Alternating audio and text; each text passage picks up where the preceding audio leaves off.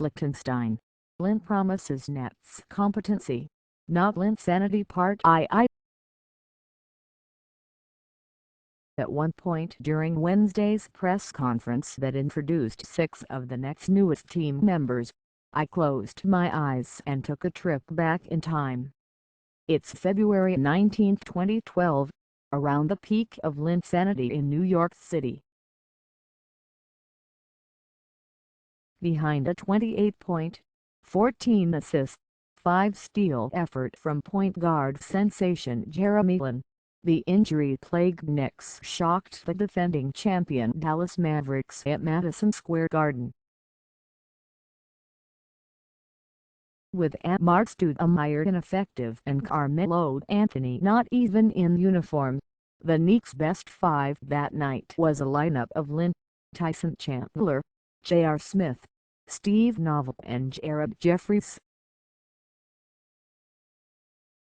Lin not only was dominant, but he coaxed maximum performances from some very flawed players.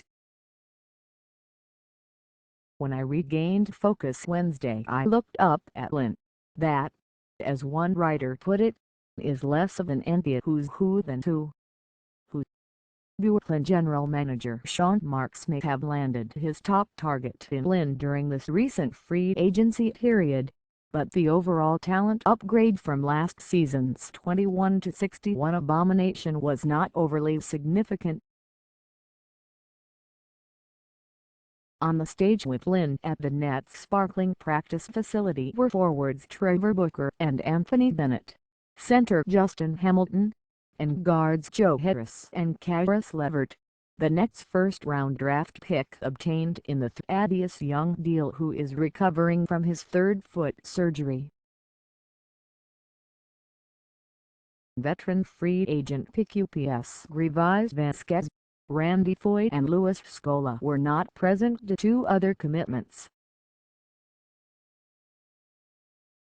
Isaiah Whitehead, Brooklyn's 2nd-round draft choice, was the toast of a separate media event at the end of June near where he grew up on Coney Island. Of the 5 returnees, Brook Lopez, Rondae Hollis-Jefferson, Bojan Bogdanovic, Chris McCullough and Sean Kilpatrick from a season ago, only Lopez is a sure bet to start on opening night. Yet there are pundits making the rounds postulating that the Nets will be sneaky good in 2016-17. I'm not really sure what that means, but if they have any shot at reaching even 30 wins, they're going to need Lin to recreate the magic from 4 seasons ago.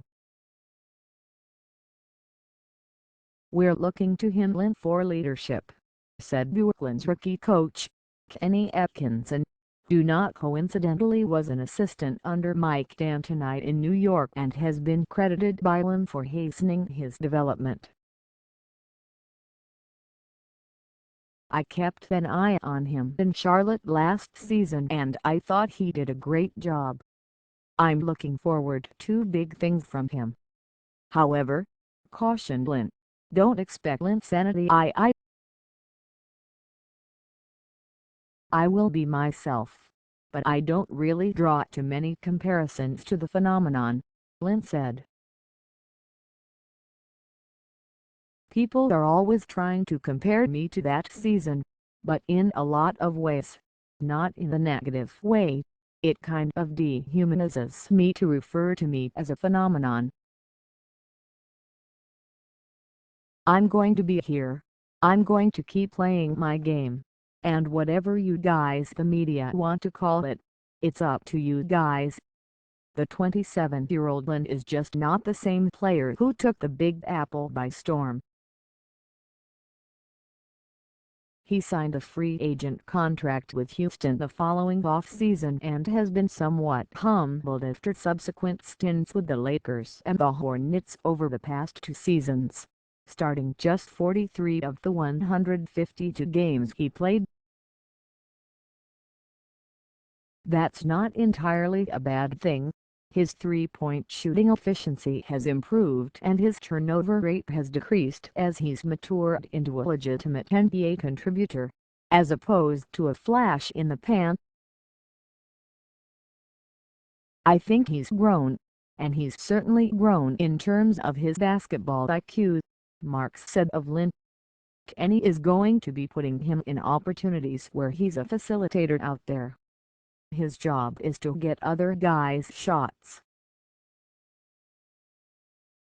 It's not just him shooting the ball. Lin won't be totally without weapons. Lopez is one of the league's best finishers off pick-and-roll passes, one of Lin's strengths.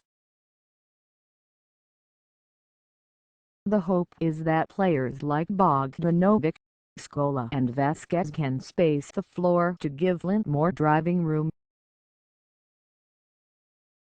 Also working in Lin's favor are the stats that showed how much better Lin has historically performed as a starter versus coming off the bench, according to Basketball Reference. Lin has shot 22 percentage points better from the field and 39 points better from three-point range when starting over the course of his career. His assists and turnover rates are also superior as a starter. Only 25 of those starts came during his tenure with the Knicks.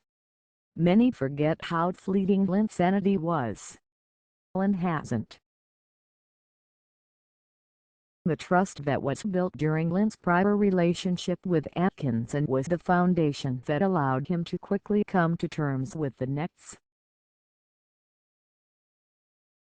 "I know that he's Atkinson's going to be the guy that gets up the earliest in the morning, and he's going to watch the most film, and he's going to be the most attentive to the details," Lin said. "I felt like coming into this position I know that at least he's going to do everything he can to grow and to make this team what it needs to be to win. That certainly won't happen overnight." Lin compared signing with Brooklyn to investing in a startup company. "You don't necessarily look at the product right then and there, at that moment. That isn't perfect," Lin said. "But you're kind of betting on the founder. You're betting on what that person is capable of doing, and that's kind of how I saw this. I'm betting on certain people. I'm betting on Kenny. I'm betting on Sean. I'm betting on myself. I'm betting on Brook Lopez.